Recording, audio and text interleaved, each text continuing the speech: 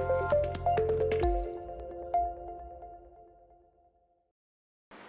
Baby Riders, apa kabar? Balik lagi barengan sama gue Sevia Dara, masih di podcastnya Play 99ers yang berhubungan dengan kampus. Kali ini gue lagi ada di Universitas Bakti Kencana dan gue bakal ngobrol-ngobrol seputar dunia keperawatan. Oke, ada Bapak Harul Imam Eskap Nurse di sini, betul Pak? Betul, say hi dulu dong. Halo semuanya, nanti. Oke, ada Kiki Herlina Aprilzia, Prodi D3 Keperawatan. Apa kabar? Baik, Kak. Baik. Oke, kita disclaimer dulu ya, karena kita udah menyesuaikan dengan protokol kesehatan yang dianjurkan pemerintah. Kita bakal buka masker dulu, kayaknya nggak enak kalau misalnya ngobrolnya pakai masker ya, biar ganteng sama cantiknya kelihatan. Oke. Tapi kalau ngomongin soal keperawatan kan luas banget ya. Maksudnya perawat tuh kayak yang aku tahu secara umum dia merawat pasien, tapi sebenarnya perawat itu tugasnya ngapain aja sih, Pak? Kalau dari basic keilmuan gitu, misalkan kalau kita berbicara ilmu keperawatan itu, kita tugasnya adalah memenuhi kebutuhan dasar manusia. Jadi itu sih ilmu utama dari keperawatan yang membedakan dengan profesi lainnya gitu. Makanya kita punya ibaratnya alat dalam merawatnya, menentukan sebenarnya masalahnya apa sih. Kita punya namanya proses keperawatan, dan memenuhi kebutuhan dasar itu kita punya kayak misalkan oksigenasi, kebutuhan biologisnya, kemudian bagaimana kebutuhan cairannya, kemudian ekspresi diri. Jadi dari mulai fisik, psikologis, kemudian juga spiritual, dan juga sosialnya, itu kita sebagai concern kita untuk melihat bagaimana permasalahan atau apa sih yang dibutuhkan dari orang gitu ya, karena kita fokusnya nggak hanya orang sakit, tapi orang yang sehat juga, supaya bagaimana orang sehat itu tidak jadi sakit.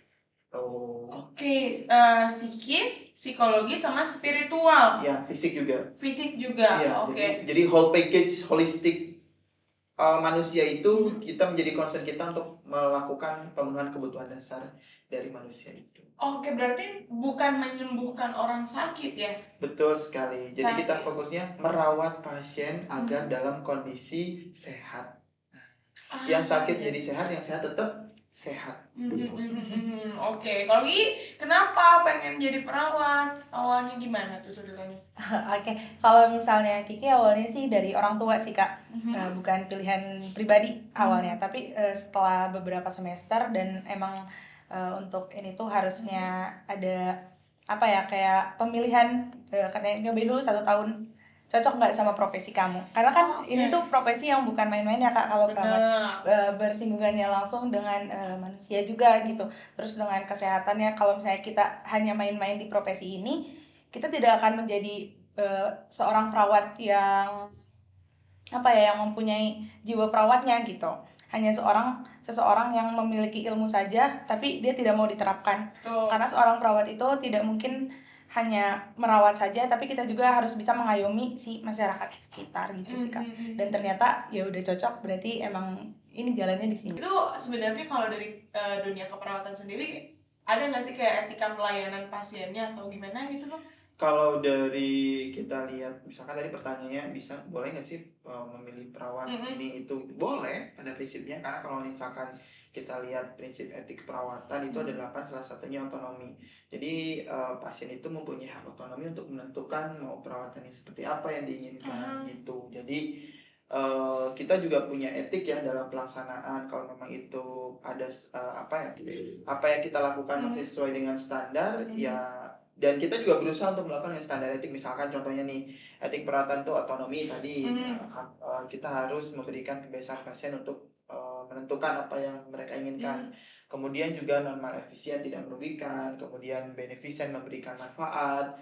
Kemudian juga accountability, pertanggungjawaban. Kemudian juga ada kejujuran. Kemudian juga ada keadilan, justice gitu. Kemudian satu lagi itu ada kerahasiaan. Ya, jadi kita sebagai perawat kita harus ibaratnya menjaga rahasia pasien gitu. Itu nggak boleh kita misalkan ngomongin pasien itu gini dan sebagainya, itu nggak boleh. Kayak misalnya ke perawat A sama ke perawat B gitu ngobrolin soal pasien yang aku rawat tuh penyakitnya ini tuh nggak boleh juga. Kalau memang untuk kesembuhan pasien itu nggak jadi masalah, kita membicarakan misalkan tentang kondisinya pasien seperti apa. Kondisi kerahasiaan itu adalah memberikan informasi yang tidak pada seharusnya. Ya, bukan pada wewenangnya kita misalkan ceritakan kepada orang lain, orang selewat atau keluarga kita, itu nggak boleh. Jadi benar-benar harus menjaga rahasia dari pasien gitu ya. Bahkan ketika pasien misalkan kan suka ada tuh di movie-movie gitu ya, tolong jaga rahasia tentang penyakit saya dari orang lain, itu harus dijaga. Makanya kalau misalkan mau mengungkap dari data pasien kan harus minta izin dulu kan. Ada etiknya gitu, nggak bisa sembarang. Oke, nah itu tuh udah ketentuan dari itu sebagai prinsip etik dari baik itu di Indonesia ataupun seluruh dunia, perawat seperti itu. Oh, berarti Gitu. emang udah ada ketentuannya dari Iya. apa ya, dunia keperawatan itu seperti Iya, itu. betul sekali. Ada berapa poin, Pak? Ada 8. 8 poin. Yang paling susah diterapin itu yang mana? Apa ya yang paling susah diterapin itu mungkin kadang kita keceplosan tuh kerahasiaan. Kemudian juga kalau misalkan yang membuat dilema itu adalah apa ya, membuat dilema itu otonomi tadi mungkin ya, yang tadi kita ceritakan itu jadi dilema keperawatan juga. Karena kadang kita melihat situasi ruangan cuma ada 2 orang yang merawat, saya pengen sama itu, sedangkan itu dinasnya beda shift gitu. Ya, itu bagaimana komunikasi perawat supaya bisa menjelaskan kepada pasien dengan baik ya. Karena kalau misalkan kita nggak boleh marah, kita nggak boleh intinya nggak boleh marah ya, nggak boleh memberikan kata-kata yang kasar kepada pasien ketika menjelaskan sesuatu gitu. Semarah apapun itu pasien, keluarga pasien gitu ya, kita harus tetap tenang dan menjelaskan dengan baik. Dan itu prinsip kita sebagai perawat kepada siapapun itu. Gitu. Oke, susah berarti sebenarnya jadi perawat itu ya. Betul sekali. Nggak mudah ya. Iya, betul sekali. Makanya kita belajar di sini, apalagi kalau misalkan di perawat itu kita udah kerja, apalagi dinas malam, dari jam 9 malam sampai jam 7 pagi, kita nggak tidur dengan pasien begitu banyak, tensi begitu banyak, keluarga pasien minta ini itu, dan itu adalah tantangan perawat. Nah, makanya di perawat kita belajar bagaimana how to manage control our emotion. Jadi bagaimana kita mengontrol emosi kita, menata baik, dan kita harus bersikap profesional. Gak boleh bawa emosi pribadi, misalkan jadi marah gitu, gak boleh. Lagi bete misalnya, ya nggak boleh kelihatan bete juga depan pasiennya ya. Gak boleh. Oh, mirip-mirip juga sebenarnya sama dunia entertain. Kalau misalnya dunia entertain kan ya nggak boleh kelihatan bete juga depan orangnya. Iya, betul. Ya sama aja, berarti perawat juga seperti Iya, itu. betul. Berarti perawat juga mempelajari tentang karakteristik orang. Harus itu. Makanya kita ada namanya transcultural nursing. Kita mempelajari budaya seseorang. Makanya kita belajar tentang psikologis orang juga. Karena kita harus mempelajari, yaitu psikologis kan kita menganalisis karakter setiap orang itu berbeda. Karena prinsip yang diterapkan perawat itu adalah manusia itu unik. Jadi nggak bisa misalkan ya, orang A, misalkan si A dengan si B, melihat jarum suntik si A itu udah cemas itu. Tapi si B kan enggak. Padahal dengan jarum suntik yang sama, karena yang satu fobia, satu enggak kan.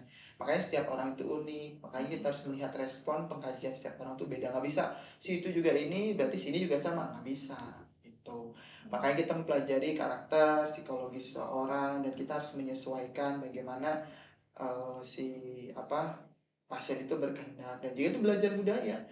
Orang Sunda dengan orang Batak kan beda jauh dari karakternya ya. Dan kita harus pelajari gitu, jangan jadi ini pasiennya kayaknya emosian terus gitu ya, atau tegang terus, padahal memang suaranya keras itu, tapi bukan berarti beliau emosi. Dan kita harus belajar gitu, dimanapun main di luar, ketika kita bekerja di dalam negeri, apalagi di Indonesia banyak daerah, ataupun di luar negeri, kita belajar. Kiki itu udah dapat pembelajaran itu, pembekalan itu? Sudah, Kak. Kalau itu sih lebih ke semester 1 untuk semua. Oh, basicnya gitu. berarti ya itu ya? Basic banget. Apa yang harus dipunya oleh perawat tuh ya itu. Betul. Oke. Susah nggak sih, Ki? Kalau untuk awal-awal sih kan kita belum tahu nih dunianya. Gimana gitu dunianya. Kita tuh kayak shock dulu, wah bisa nggak ya segini poin kita kuasain gitu. Tapi seiring berjalannya waktu dan kebetulan ada kesempatan untuk langsung ke rumah sakit, kita langsung mempraktekkan gitu. Oh ternyata kayak gini. Oh ternyata tidak susah itu gitu, karena emang udah lumrahnya kayak gitu, dan kita juga dibimbing oleh dosennya, oleh pihak rumah sakitnya. Jadi kita sudah menyesuaikan karena kita punya materinya gitu. Karena basicnya adalah itu sebenarnya ya. Tuh. Oke, menurut Kiki yang paling susah nerapin etika keperawatan itu yang mana? Yang otonom, bener tadi kata Bapak, karena Kenapa? kita tuh gimana ya, takutnya kita harus jaga mood kita, jaga mood pasien, terus kita tuh harus membuat pasien percaya dulu sama kita kan. Nah itu yang paling susah, karena kita kan sebagai mahasiswa dari atribut saja sudah beda dengan perawat ruangan ya.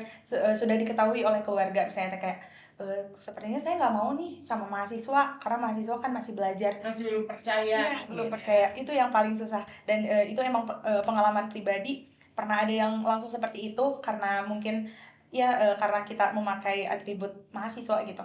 Terus perawatnya langsung menjelaskan gini bahwa mereka juga bagian dari kita, sama bisa bla bla bla bla. Tapi tetap keluarga tidak bisa, ya itu kita tidak bisa mengganggu karena itu keputusan dari keluarganya gitu. Iya. Oke, tapi kalau untuk bikin ya Pak, pasiennya percaya sama perawatnya itu gimana sih caranya? Kita ada namanya komunikasi terapeutik. Apa tuh? Iya, komunikasi yang bertujuan untuk pengobatan, untuk menyembuhkan pasien. Jadi mungkin komunikasi umum sudah mempelajari bagaimana komunikasi dengan orang. Nah, komunikasi terapeutik ya komunikasi yang bertujuan untuk menyembuhkan. Ada fase orientasinya, ada pelaksanaannya. Jadi kayak misalkan bagaimana tata caranya. Jadi kita lebih mendengarkan. Kita jadi dalam komunikasi itu di terapeutik kita dituntut untuk mendengarkan pasien dan fokusnya adalah ke pasien. Ya, jadi itu sih jadi yang jadi senjata utama kita untuk misalkan pelaksanaan supaya pasien tuh trust pada kita, mendengarkan pasien, apa yang pasien inginkan, kita kasih feedback secukupnya gitu ya, semestinya. Kemudian juga nanti setelah itu kita arahkan, baru kita disimpulkan nanti dari seperti apa keinginan dari pasien. Jadi dengan itu fokus kita, maka pasien bisa jadi trust. Oke, berarti emang caranya berkomunikasinya dengan baik gitu. Susah nggak sih Pak untuk kayak berkomunikasi sama pasien yang mungkin agak pilih-pilih ya sebenarnya ya, ada juga yang kayak gitu. Tergantung pribadi orang masing-masing gitu. Sepengalaman saya alhamdulillah lancar gitu. Kecuali kalau misalkan nanti komunikasinya dengan ODGJ, orang dengan gangguan jiwa. Jadi ketika kita praktek di rumah sakit jiwa, pasien jiwa kan punya masalah masing-masing kan. Ibaratnya kalau kita perawatan punya masalah perawatan masing-masing kan. Ada yang halusinasi, ada yang isolasi sosial, dan yang paling sulit pengalaman saya adalah isolasi sosial. Isolasi sosial. Iya, jadi pasien itu menarik diri dari sosial. Mengasingkan diri. Iya, menarik diri dari sosial. Jadi nggak mau bicara, nggak mau makan gitu ya. Dan nggak mau ngobrol sama orang gitu. Itu kan berarti kemudian ketika didiagnosa oleh dokter, kemudian dia punya penyakit skizofrenia. Nah, kita juga pernah punya diagnosa sendiri nih Teh gitu ya. Selain kita juga punya etik sendiri, kita punya diagnosa sendiri. Salah satunya itu tadi isolasi sosial. Ya, kalau dokter kan diagnosanya basicnya penyakit ya. Ada yang terganggu apa sih di tubuhnya?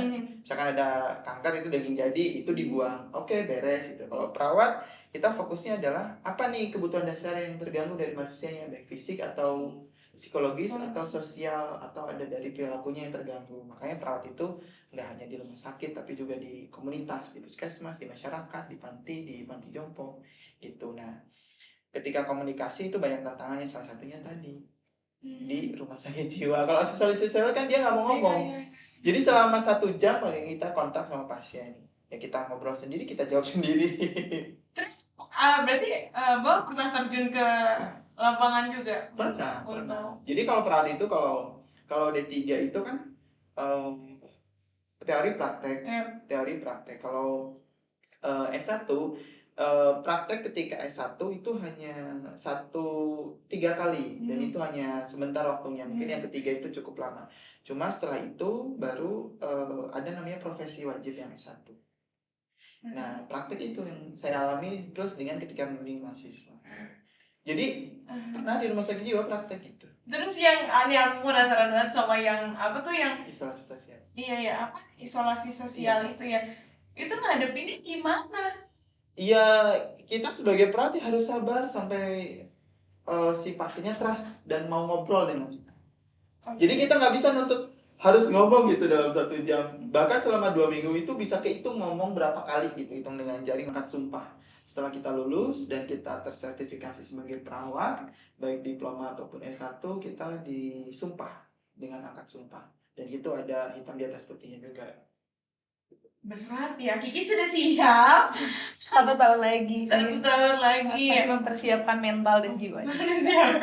Kalau mahasiswa namanya angkat janji. Angkat janji dulu. Ya. Sebelum ke pasien itu angkat janji dulu ya, sebagai sebagai regulasi bagi mereka untuk memberikan pelayanan terbaik ke pasien. Karena kalau angkat sumpah belum jadi perawat, makanya mahasiswa dilakukan angkat janji. Angkat janji. Nah, untuk menjadi seorang nurse atau perawat itu butuh berapa tahapan sih, Mbak?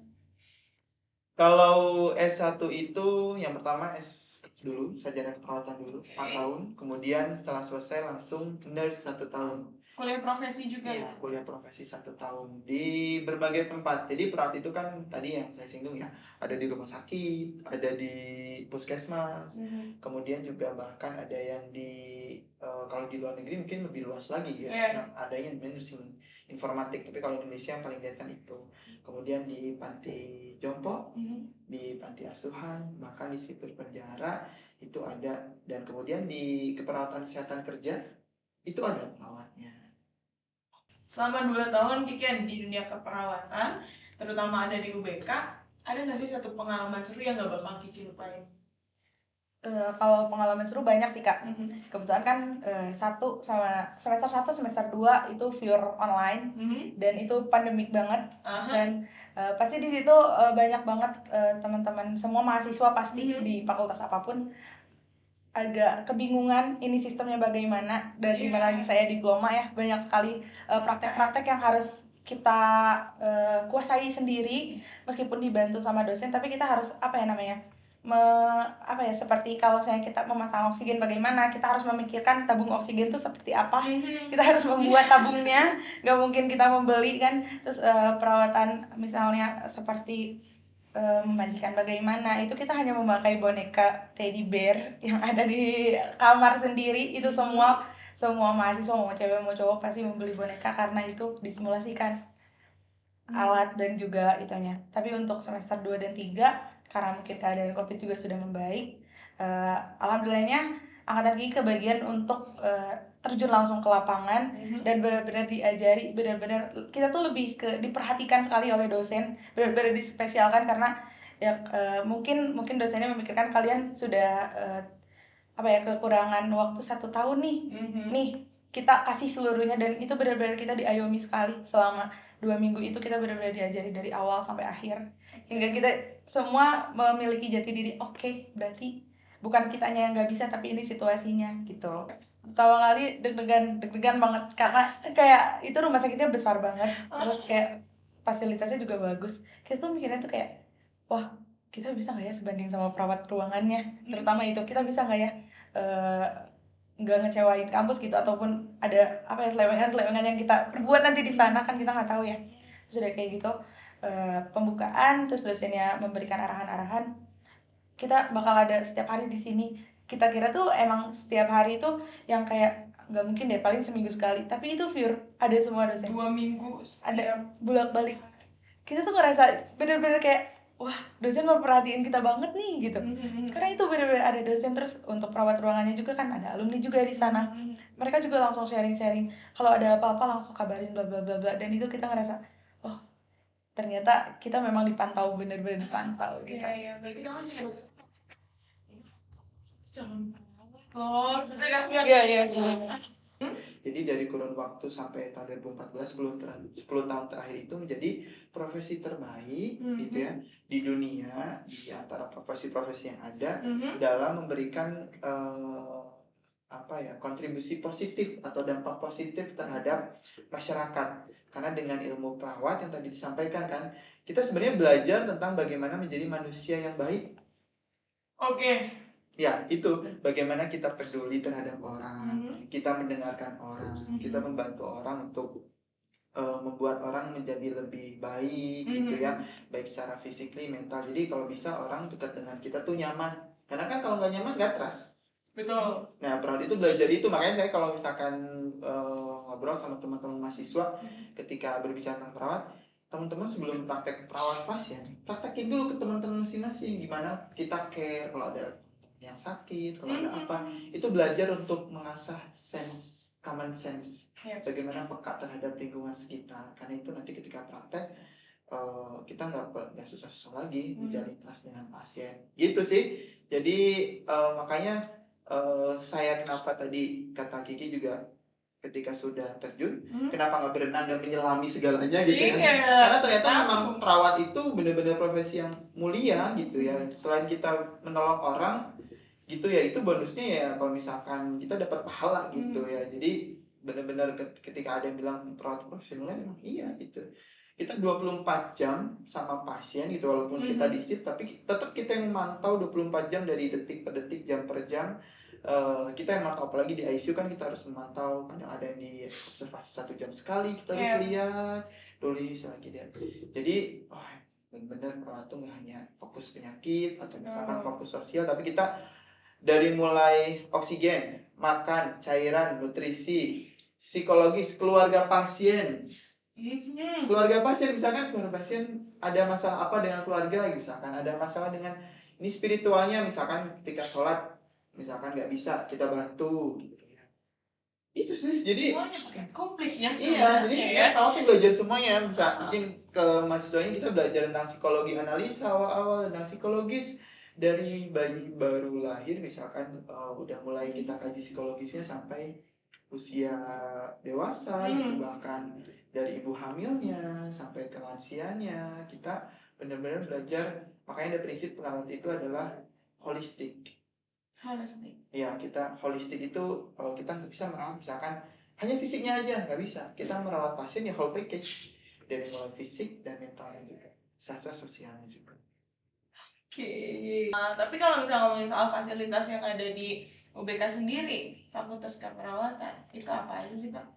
Oke, di laboratorium, karena kita praktek di akademiknya dulu nih, fasilitas yang kita berikan itu banyak. Dari mulai e-study untuk pembelajarannya tadi kan, ketika pandemi misalkan, kita gimana belajarnya Pak, lewat WA atau gimana, kita ada namanya e-study. Jadi e-study itu sistem pembelajaran berbasis daring, yang mana kita di situ bisa belajar melalui daring gitu, dan di sana ada fasilitas untuk menyimpan materi, untuk mendapatkan materi, kemudian akses ke kampusnya juga, dan pembelajaran dengan dosen melalui video juga, itu ada e-study di sana. Jadi mempermudah. Kemudian yang kedua adalah dari prakteknya laboratorium. Kita ada laboratorium simulasi untuk ruang OK, bahkan ruang operasi. Ya, ruang operasi itu ada simulasinya di sana. Kemudian untuk ruang gawat darurat, kita setting untuk ruangan praktek teman-teman ketika praktek gawat darurat ya, itu ada. Kemudian yang perawatan biasa juga ada, yang anak juga ada, dari mulai phantomnya ya atau manekinnya ada. Kemudian juga praktek komunitas, kita setting ruangan seperti di posyandu atau seperti di masyarakat. Kemudian juga ada audiovisualnya juga untuk keperawatan jiwa tadi, kalau misalkan kita belajar hipnoterapi juga di perawat. Jadi di sana ada ruang khusus audiovisual untuk melakukan terapi berbasis untuk mental, gangguan mental di sana. Jadi kita ada namanya ruang laboratorium keperawatan jiwa. Terus kemudian itu fasilitas praktek di akademik. Ketika nanti lulus profesi, kita nanti kan ke rumah sakit ya praktek. Kita juga udah kerjasama dengan berbagai rumah sakit, baik negeri swasta, kemudian dengan puskesmas, dengan stakeholder terkait. Yang terbaru kita kerjasama dengan PSC 119, tahu nggak PSC 119? Dia kalau di luar negeri ada 911 ya. Kalau kita ada 119 kan. Oh iya. Jadi teman-teman nanti di sana kita sedang susun rencana untuk magang di sana mahasiswanya, praktek di 119 seperti itu. Psikolog gitu ya? Iya, untuk pre-hospital. Jadi bagaimana kita penanganan korban di gawat darurat. Jadi semua yang teman-teman butuhkan untuk menjadi perawat profesional itu kami coba sediakan maksimal. Gitu ya. Kita berikan yang terbaik apa yang teman-teman butuhkan. gitu. Dan juga fasilitas organisasi mahasiswa banyak ya. Banyak sekali Pak. Kita fasilitasi dari teman-teman mahasiswa untuk ikut kegiatan mahasiswa untuk menunjang mereka mengekspresikan diri, baik minat dan bakat kayak olahraga, kemudian seni, kemudian juga kalau yang suka organisasi BEM juga ada kayak gitu. Yang suka terjun ke masyarakat kita fasilitasi juga dengan berbagai macam organisasinya. Jadi komplit lah insya Allah. Komplit. Ini juga sudah ini ya, sudah ngikutin akhirnya prakteknya mulai dari praktek di lab sampai ke rumah sakit juga seperti apa. Iya, betul sekali. Lebih ke apa ya? Lebih ke ya udah deh, ini kalau misalnya kamu masuk ke perawatan di UBK ya memang ditempah langsung untuk menjadi seorang perawat profesional. Jadi jangan takut sebetulnya ya Pak. Betul. Kalau misalnya mau daftar itu lewat mana Pak? Oke ya, ini saya agak sedikit walaupun sedikit lihat ini ya apa. Jadi teman-teman bisa daftar karena sudah canggih gitu ya, sudah menggunakan digital saat ini. Itu melalui website gitu ya, ppmb.bku.ac.id. Mungkin nanti bisa ditulis ini di sini atau misalkan dimanapun itu teman-teman. Aman, jadi langsung daftar ya. Terakhir banget, karena masih banyak nih yang takut orang-orang untuk terjun ke dunia perawat karena waduh ternyata tugas ini mulia banget juga. Oke, dari Kiki dulu deh, ajakin dong mungkin teman-temannya untuk masuk atau terjun ke dunia perawat. Oke, mungkin Kiki juga karena masih sebagai mahasiswa juga mungkin ya, ini di lingkup mahasiswa yang Kiki alami. Menurut Kiki, apapun profesinya, apapun nanti yang teman-teman bawa, kalau misalnya teman-teman mau jadi perawat, jadikan dulu diri teman-teman sebagai saya perawat. Karena dari diri sendiri dulu untuk mengayomi orang, itu gimana nanti? Yang penting jiwa kitanya sudah menjadi, saya bakal menjadi seorang perawat. Oke, sesimpel itu ya, berarti pastiin dulu di hati teman-teman kalau misalnya ya ini aku adalah seorang perawat, nanti ke depannya seperti apa pasti bakal ngikutin alurnya juga ya. Betul. Ya. Oke, kalau dari Bapak gimana nih Pak? Iya, pertama ya. Jadi kalau teman-teman tidak usah muluk-muluk untuk menjadi superhero gitu ya, jadi dan lain sebagainya. Kalau ingin menjadi menjadi hero, jadilah perawat gitu ya. Kalau teman-teman ada kalau teman-teman ada jiwa untuk menjadi superhero, nggak usah jauh-jauh, jadi perawat aja itu menjadi superhero yang luar biasa. Kalau teman-teman misalkan ya dari teman-teman mencari yang sempurna, mungkin bukan kami jawabannya. Tapi kalau teman-teman mencari apa yang teman-teman butuhkan untuk menjadi seorang perawat, maka kamilah jawaban. Luar biasa. Ya, makanya segera daftar ke ppmb.bku.ac.id ya. Benar. Bergabung bersama. Pasti butuh yang namanya perawat. Hati juga butuh, tenang aja ya. Ya bisa. Kita bicara dari hati-hati. Sama-sama. Ya. Akhirnya aku tahu tidak hanya di rumah sakit dan tidak hanya ngurus orang sampai sembuh, tapi gimana caranya bikin orang itu tetap sehat. Terus kan.